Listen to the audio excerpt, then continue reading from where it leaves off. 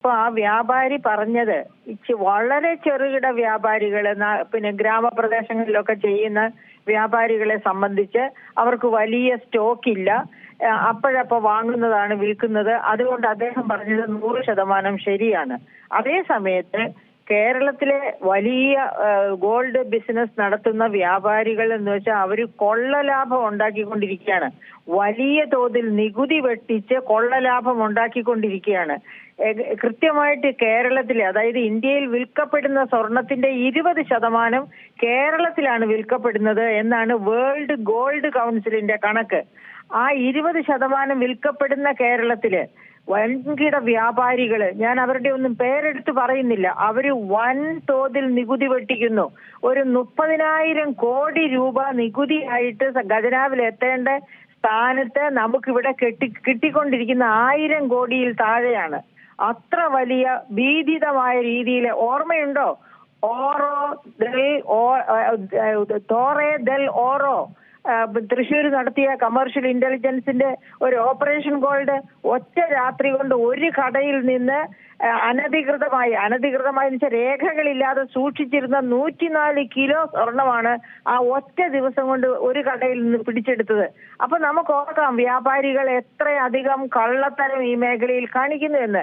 പക്ഷെ ആ സാധാരണ വ്യാപാരി പറഞ്ഞതിനോട് ഞാൻ വിയോജിക്കുന്നില്ല. അവർക്ക് വലിയ സ്റ്റോക്ക് കാണത്തില്ല, അവർ കള്ളക്കടത്ത് സ്വർണം വാങ്ങി വയ്ക്കുന്നില്ല. അങ്ങനെയൊക്കെ ആകുമ്പോൾ അവർക്ക് ഈ പറയപ്പെട്ട പ്രശ്നം വലിയ തോതിൽ കാണും. അപ്പൊ ഇപ്പോഴത്തെ ഈ സ്വർണത്തിന്റെ വിലയിലുള്ള ഈ ഏറ്റക്കുറച്ചിലിന്റെ പ്രധാനപ്പെട്ട കാരണത്തിലേക്ക് വരാം നമുക്ക്. ട്രംപിന്റെ ഭരണം, ഈ കഴിഞ്ഞ ജനുവരിയിലെ ട്രംപ് ഭരണത്തിൽ വന്നതോടെയാണ് വലിയ തോതിൽ സ്വർണ്ണവിലയിൽ ഏറ്റക്കുറച്ചിലുണ്ടായത്. എന്തായിരുന്നു ട്രംപിന്റെ ഡംപ് പറച്ചില്? എനിക്ക് അമേരിക്കൻ ഡോളറിനെ ഒന്നാമത്തെ കറൻസിയാക്കി നിർത്തണം, അതുപോലെ അമേരിക്കയെ ഒന്നാമത്തെ രാജ്യമാക്കി, ഏറ്റവും വലിയ രാജ്യമാക്കി, ഗ്രേറ്റ് അമേരിക്ക, ഗ്രേറ്റ് ഡോളർ, ഇതൊക്കെയായിരുന്നു അദ്ദേഹത്തിന്റെ പ്രഖ്യാപനം. അങ്ങനെ അദ്ദേഹം ഒരു വ്യാപാര യുദ്ധം തന്നെ ഈ ലോകത്ത് തുടങ്ങുന്നു.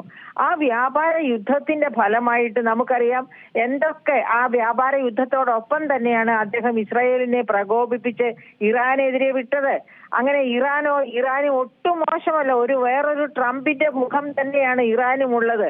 ഇറാന്റെ ആഗ്രഹം ഇസ്ലാമിക ലോകമാകണം, ലോകത്തിലെ ഒന്നാമത്തെ ശക്തി എന്ന്. അപ്പൊ ട്രംപിന്റെ ആഗ്രഹം പോലെ തന്നെയാണ് അതും.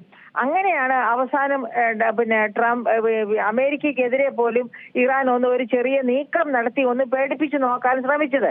പക്ഷെ അതുകൊണ്ടൊന്നും അല്ല ഇറാൻ ഇപ്പം മാറി നിൽക്കുന്നത്. പക്ഷെ ഇറാൻ ആണവ കരാറില് മായിട്ട് ബന്ധപ്പെടാതെ മാറി നിൽക്കുകയാണ്. അത് തീർത്തും വരും കാലങ്ങളിൽ അപകടം ചെയ്യും. ആ അപകട ഭീഷണി അവിടെ ഇരിക്കെ തന്നെ ഇപ്പോ ഈ ട്രംപ് തുടങ്ങി വെച്ച വ്യാപാര യുദ്ധത്തിന് എന്ത് സംഭവിച്ചു? ആ വ്യാപാര യുദ്ധത്തിലും വലിയ മാറ്റങ്ങൾ വന്നിട്ടുണ്ട്. അതായത് എലൻ മസ്ക് പുള്ളിയോട് അകന്നപ്പോൾ തന്നെ ട്രംപിന് മനസ്സിലായി തന്റെ കയ്യിൽ ഒരുപാട് പാളിച്ചകളുണ്ട് എന്ന് മനസ്സിലായി. അയാള് സ്വയം കറക്ഷന് തയ്യാറായി. അത് മാത്രമല്ല, ലോകരാഷ്ട്രങ്ങൾ, ഇന്ത്യ അടക്കമുള്ള രാഷ്ട്രങ്ങളെല്ലാം ഈ വ്യാപാര യുദ്ധത്തിന് എതിരായിട്ട് നിലപാടെടുത്തു. എല്ലാ രാജ്യങ്ങളും കടുപ്പിച്ച് പറയാൻ ആർക്കും ധൈര്യം ഉണ്ടായില്ല വലിയേട്ടന്റെ അടുത്ത്. പക്ഷെ എല്ലാവരും അവനവന്റെ അസ്വാരസ്യം കുറേശ്ശെ കാണിച്ചു. അങ്ങനെ വന്നപ്പോഴാണ് അത് മാത്രമല്ല, എന്നിട്ടും സ്വർണത്തിന്റെ വില കുറയാൻ വേറൊരു പ്രധാന കാരണമുണ്ട്. അതായത് ഒന്നാം ലോക മഹായുദ്ധത്തിനും രണ്ടാം ലോക മഹായുദ്ധത്തിനും ഇടയ്ക്ക് UK കയ്യില്, അതുവരെ ഒന്നാം ലോക മഹായുദ്ധം വരെ UK ആയിരുന്നു ലോകത്തിലെ ഏറ്റവും വലിയ സ്വർണ്ണ ശേഖരമുള്ള രാജ്യം. ഈ ഒന്നാം ലോക മഹായുദ്ധത്തിനും രണ്ടാം ലോക മഹായുദ്ധത്തിനും ഇടയ്ക്ക് UK വലിയ വ്യാപാര തിരിച്ചടവ് ബാക്കി, അതായത് വ്യാപാര ക്രൈസിസ് വന്നു അമേരിക്കയുമായി. അങ്ങനെ വന്നപ്പോ ഇംഗ്ലണ്ടിന്റെ കയ്യിലുണ്ടായിരുന്ന മിക്കവാറും സ്വർണം, വലിയ ഭാഗം സ്വർണം അമേരിക്കയിലേക്ക് ഒഴുകി. അങ്ങനെ ലോകത്തിലെ ഏറ്റവും കൂടുതൽ സ്വർണ്ണ ശേഖരമുള്ള രാജ്യമായി തീർന്നു അമേരിക്ക. എത്ര ടണ്ണാണ് അമേരിക്കയുടെ കയ്യിലുള്ള സ്വർണം എന്ന് നോക്കണ്ടേ? 8133.46 ടൺ സ്വർണമാണ് അമേരിക്കയുടെ കയ്യിലുള്ളത്. അതേസമയത്ത് ഇന്ത്യയുടെ കയ്യിൽ ആകെയുള്ള സ്വർണം എന്ന് പറയുന്നത് 846 ടൺ സ്വർണം മാത്രമാണെന്ന് ഓർക്കണം. ജർമ്മനിയുടെ കയ്യിലാണെങ്കിൽ 3351.53 കോടി ടൺ 3 ടൺ സ്വർണമുണ്ട്, കോടിയല്ല. ഇറ്റലിക്കാണെങ്കിൽ 2451.84 ടണ്ണും. അപ്പൊ ഈ വ്യാപാര യുദ്ധമൊക്കെ തുടങ്ങിയപ്പോൾ ഇങ്ങനെ വലിയ സ്വർണശേഖരമുള്ള ഇറ്റലിയും ജർമ്മനിയും എവിടെയാണ് അവരുടെ സ്വർണശേഖരം സൂക്ഷിച്ചിരിക്കുന്നത്? അമേരിക്കയില്.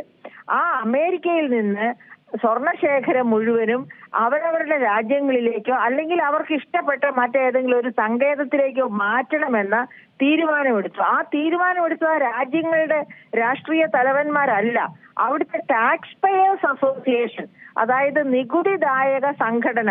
യൂറോപ്യൻ യൂണിയനാണല്ലോ ഇറ്റലിയും ജർമ്മനിയും ഒക്കെ.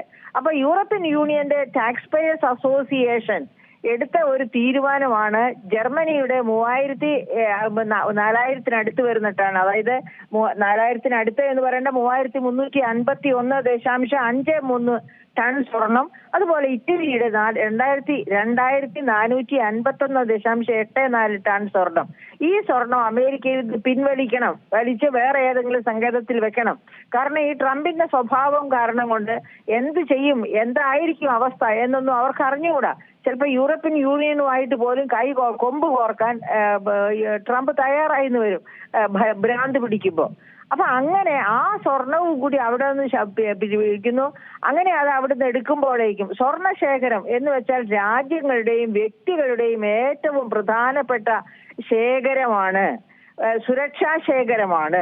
അപ്പൊ അത് അവിടെ നിന്ന് വലിച്ചു കൊണ്ടുപോകുന്നു എന്ന് പറയുമ്പോൾ അമേരിക്കയ്ക്ക് തീർച്ചയായിട്ടും അതൊരു ക്ഷീണമാണ്. എന്ന് വെച്ചാൽ അമേരിക്കയിലുള്ള വിശ്വാസം ഈ ജർമ്മനിക്കും ഇറ്റലിക്കും ഒക്കെ കുറഞ്ഞു എന്നതുകൊണ്ടാണ് അവിടെ സൂക്ഷിച്ചിരിക്കുന്ന സ്വർണശേഖരം പിൻവലിക്കുന്നത്.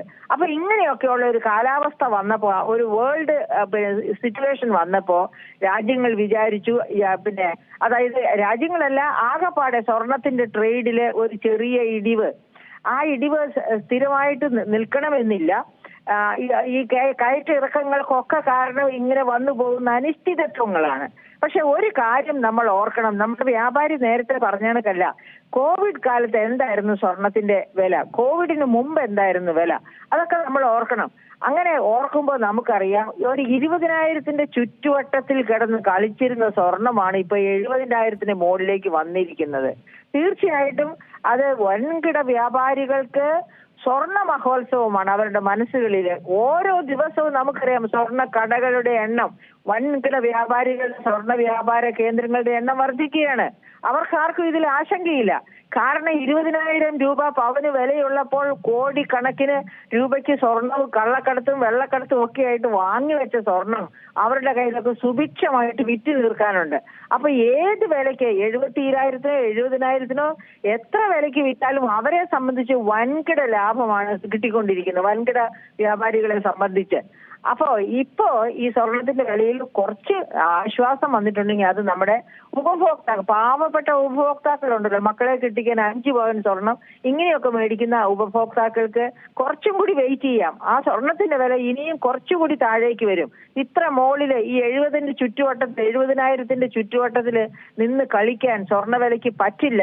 കാരണം അത് സ്വർണ്ണ വിലയെ വലിയ തോതിൽ, അത് സ്വർണത്തിന്റെ ഡിമാൻഡ് എന്ന് പറഞ്ഞാൽ സർവ്വസാധാരണക്കാരായ വ്യക്തികൾ കുറേശ്ശെ 5 പവനോ 10 പവനോ 1 പവനോ 2 പവനോ അങ്ങനെയൊക്കെ വാങ്ങിക്കുന്നത് കൂട്ടിച്ചേർക്കുമ്പോഴാണ് വലിയ ഡിമാൻഡായിട്ട് സംഭവിക്കുന്നത്.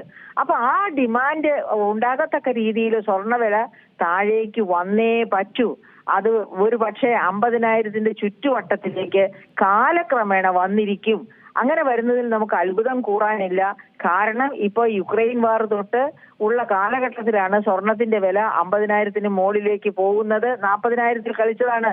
ആ 40,000 നിന്ന് 50,000-ലേക്ക്, 50,000 60,000, 70,000, 74,000 വരെയൊക്കെ സ്വർണത്തിന്റെ വില വന്നത് ഇങ്ങനെയുള്ള സംഗതി കൊണ്ടാണ്. അപ്പൊ ഇനി നമുക്ക് കുറച്ചും കൂടി താഴേക്ക് വരുമെന്ന് തന്നെ പ്രതീക്ഷിക്കാം. അത് സാധാരണക്കാരനെ സഹായിക്കും, അത് നല്ലതുമാണ്. ഏറ്റവും പുതിയ വാർത്തകളും വിശേഷങ്ങളും വിരൽ തുമ്പിലറിയാൻ സീ മലയാളം ന്യൂസ് എല്ലാ ഡിജിറ്റൽ പ്ലാറ്റ്ഫോമുകളിലും ലഭ്യം.